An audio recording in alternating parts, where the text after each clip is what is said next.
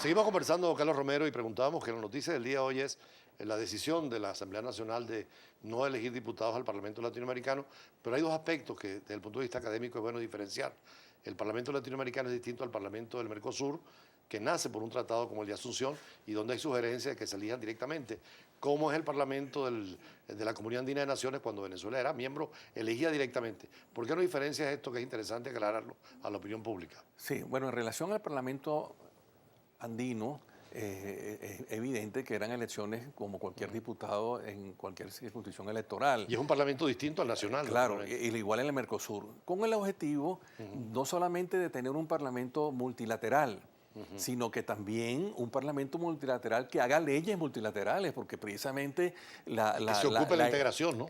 La idea es que la integración económica vaya más allá de la misma, que sea una integración política, institucional. Y no dependen de los parlamentos nacionales, son independientes. Correcto, y que se le abra la puerta a la posibilidad, como ha pasado ya en la Unión Europea, claro, de leyes de carácter multilateral, que estén supraestatales. De hecho, en Europa tienen sede permanente en Estrasburgo, correcto, viven allí y funcionan distintos a los parlamentos nacionales, correcto, pero en colaboración con los parlamentos nacionales.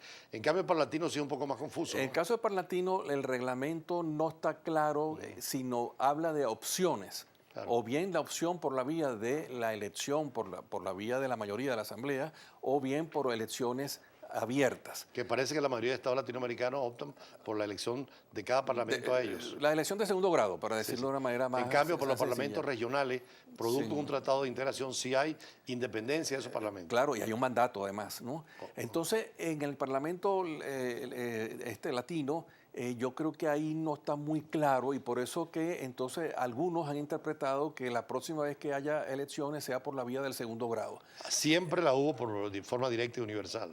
En Venezuela 2 elecciones, creo que hubo 3. Solamente 2, ¿no? Y entonces, bueno, ¿qué te puedo decir? Es otro momento más de discusión política, pero indudablemente que no se puede comparar lo que dice la norma en materia de Mercosur de lo que dice en la materia de Parlatino. De hecho, el Parlamento Europeo tiene una función extraordinaria para la integración y ese carácter que tú le dices supranacional, que ayuda mucho y colabora con los supraestatal. Supraestatal, por supuesto. Sí. Y con leyes supranacionales, ¿no? Exactamente. Hay un proceso de integración que los parlamentos lo aceleran. Exactamente, porque no se puede concebir un proceso de integración política y económica si no hay un aspecto de carácter legislativo. Además, en Europa hay un elemento interesante, que en el caso del Parlatino son 12 parlamentarios por cada país.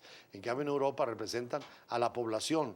Por ejemplo, 97 tiene Alemania, correcto, pero tiene 4 Malta o Chipre, es decir, hay una con la población de cada estado. Que es mucho más representativo, claro, que un parlamento como el latinoamericano. Y además ya en asamblea funcionan con fracciones políticas. Es decir, cada una de las fracciones políticas europeas tiene su representación. Cuando éramos miembros de la Comunidad Andina se eligieron, ¿recuerdas tú? Parlamentarios directos y universal a Bogotá, que era el Parlamento Andino. Exactamente. El Parlamento Centroamericano. De hecho, el presidente de Honduras, Zelaya, es miembro del Parlamento Centroamericano sin ser diputado nacional, o sea que hay una dinámica distinta. Sí, y yo creo que en fin de cuentas lo que hay que conservar y defender es la idea de la importancia que tiene la integración parlamentaria, claro, como un jalón fundamental para llegar a leyes de carácter supraestatal. Ahora, ¿qué funciones tiene en materia de integración los parlamentos latinoamericanos que se mueven poco realmente y los nacionales también? Bueno, lo que pasa es que no hay que ser injusto, ¿no? En el sentido de que eso es una institución nueva y ha venido desarrollándose poco a poco. No podemos comparar esto con tantos años que hubo en materia de Parlamento Andino o cómo comenzó Mercosur, ya que comenzó directamente, ¿no?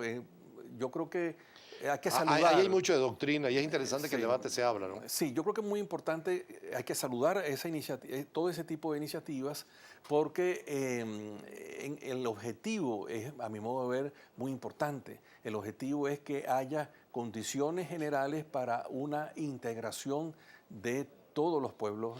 Bueno, esta decisión está en manos del Consejo Nacional Electoral. Ojalá que distinga lo que tú decías de los parlamentos que son producto de la integración, por un tratado de integración, y otras fórmulas como la Unión Interparlamentaria Mundial o el Parlamento Latinoamericano, que es otra dinámica distinta. Pero quería ir a un tema mundial también, con tu análisis. Rusia, ¿hacia dónde va en este mundo de tantos conflictos y confrontaciones? Bueno, depende cómo lo vea uno, ¿no? La política de Rusia en los últimos meses, que fue la de tratar de reivindicar su papel primordial en la geopolítica mundial, no le ha dado los resultados que esperaba, porque tuvo una reacción muy grande de países occidentales que le dijeron que estaban dispuestos a aguantar ciertos límites en esa pretendida recuperación o retorno de un papel hegemónico en el contexto mundial. Y por otra parte también la cuestión interna, sobre todo la materia económica, no lo ha ayudado a Putin a llevar adelante esa iniciativa. Ahí le ha pegado también el precio del petróleo, ¿no? No cabe la menor duda, el precio del petróleo a nivel mundial también ha afectado los ingresos de Rusia, porque Rusia depende mucho, por cierto, no solamente del petróleo, sino también del gas. El gas, sí. Y entonces a eso se tiene que añadir las inquietudes políticas, étnicas, religiosas que se han desarrollado en algunas provincias de Rusia y también en algunos países considerados ex repúblicas soviéticas, es decir, todo su cordón, ¿verdad?, que tiene alrededor. Indudablemente el ejemplo más fehaciente de esto es el caso de Ucrania. Entonces todo esto le ha complicado el juego político. Y hay un elemento que no podemos olvidar.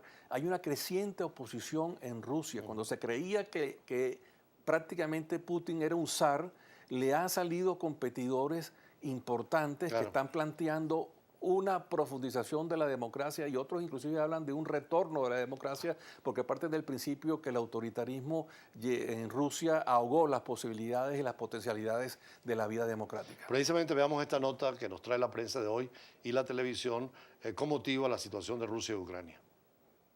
El presidente ruso Vladimir Putin reconoció que tras la Segunda Guerra Mundial su país impuso por la fuerza un modelo soviético en Europa del Este, por lo cual reitera que no tuvo nada positivo. Tras la Segunda Guerra Mundial intentamos imponer nuestro propio modelo en los países de Europa del Este, y lo hicimos por la fuerza, dijo Putin durante la conferencia anual de preguntas y respuestas con el presidente. Rusia y Occidente están enfrascados en un enfrentamiento por la crisis en Ucrania, que ha crispado los nervios de los líderes europeos. Putin, sin embargo, acusa a Estados Unidos de intentar imponer su voluntad, tal y como lo hizo la Unión Soviética en el pasado. Los estadounidenses están actuando de una forma similar, intentando imponer su modelo en todo el mundo, dijo Putin. Ellos también fracasarán. La humanidad continúa a la espera de la conciliación. Hoy Putin asemeja los errores del pasado a la actualidad internacional, pero la permanencia de las hostilidades entre Occidente y Rusia tampoco han sufrido ningún cambio positivo. Halim Naim, Globovisión. Profesor Carlos Romero, pareciera que hay golpes de pecho tanto en el caso de Putin como de Barack Obama, ¿no? Bueno, yo diría que hay que felicitar a ambos presidentes porque están tratando de reflexionar sobre el pasado histórico de cada uno de sus países, en primer lugar, y enfatizando los errores que cada uno de los países cometieron, sobre todo durante la Guerra Fría. El hecho que Obama haya reconocido los errores que se cometieron con Cuba, sobre todo el tema del embargo económico, y que ahora el presidente Putin esté diciendo que se cometieron errores también durante la Segunda Guerra Mundial, de cierta manera indican que hay una reflexión sobre lo negativo que fue la Guerra Fría para toda la historia universal. Hoy decía la prensa precisamente que Cuba fue el primer país en abrirse a la Guerra Fría dramáticamente con la crisis de los misiles, pero es el país, al dar la mano a Barack Obama, que cierra ese periodo. Sí, y detrás de todo esto hay una posición ética. Hay que saber perdonar. Y si perdonar significa reconocer los errores y entablar unas negociaciones y una normalización de relaciones, bueno, al igual que estamos observando eso con Cuba, ojalá se pueda dar también en el caso de Ucrania y evitar el desmembramiento de ese país y que la guerra civil continúe en ese país. ¿Venezuela podría ir por ese camino? ¿Cuál del camino? La Venezuela, de la reconciliación, del éxito, del acercamiento, de la negociación. Pero hay que pedir perdón. Bueno, estamos en camino del...